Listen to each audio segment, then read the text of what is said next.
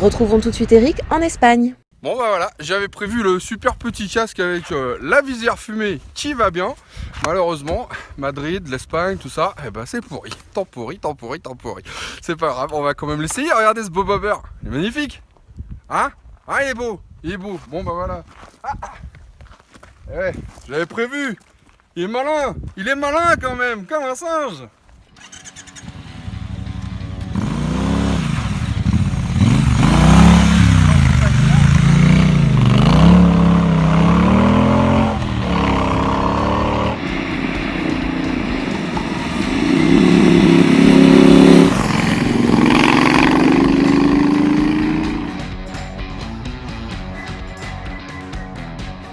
Parmi les marques qui n'ont pas à forcer pour avoir du style, Triumph figure en bonne place.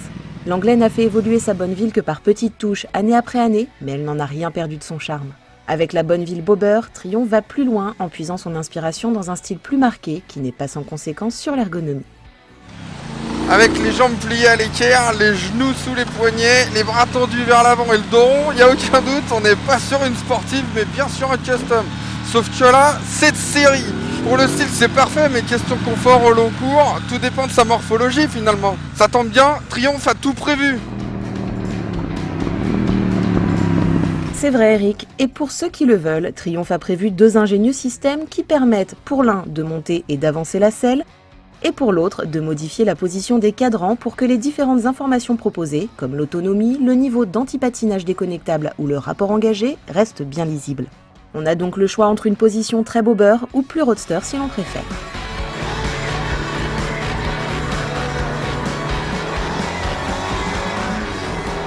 Ce qu'il faut dire surtout, c'est qu'on ressent une émotion assez particulière une fois au guidon. Elle sort de l'ordinaire cette moto et puis c'est soigné. Les pièces sont belles, ça respire la qualité, il y a plein de petits détails hyper valorisants. Il suffit de jeter un œil à cette selle. On n'en voit pas souvent des selles qui semblent être en lévitation au-dessus de la roue arrière.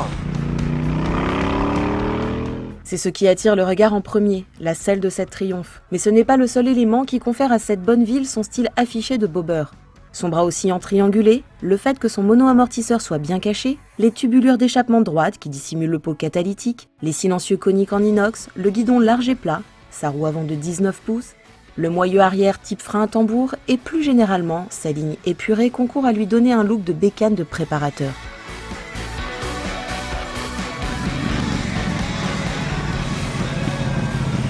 Alors le plus amusant, c'est que contrairement à son apparence très hardtail, le bobber anglais n'est pas inconfortable du tout.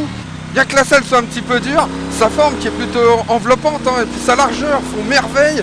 Et puis l'amortissement est efficace. En revanche, j'aurais préféré un petit peu plus de puissance en termes de freinage. À l'avant, je trouve ça quand même un petit peu léger lorsqu'on hausse le rythme.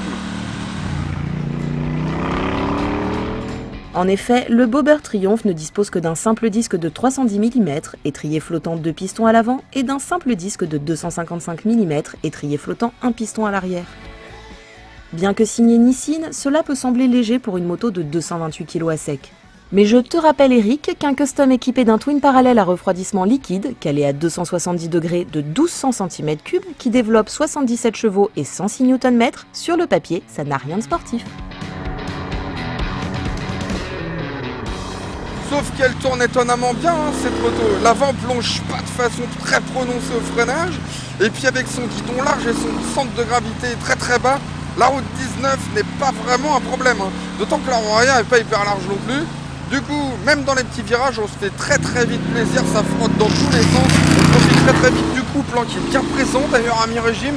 Entre 3 et 5000 tours on va dire, et surtout de la sonorité qui est complètement envoûtante de ce bloc, et sans réserve en plus, parce que les assistances veillent au grain, du coup on risque absolument rien.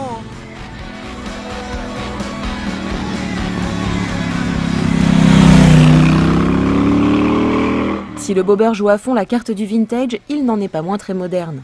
À l'équipement de série, embrayage assisté, ride-by-wire, clignotant et feu arrière à LED, clé anti-démarrage et bien d'autres, s'ajoute une myriade d'options et d'accessoires qui en font une moto bien ancrée dans son époque.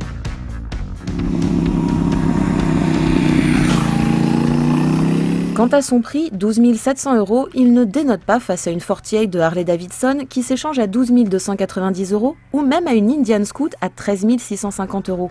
Deux motos plus lourdes sur la balance, mais aussi en termes de design.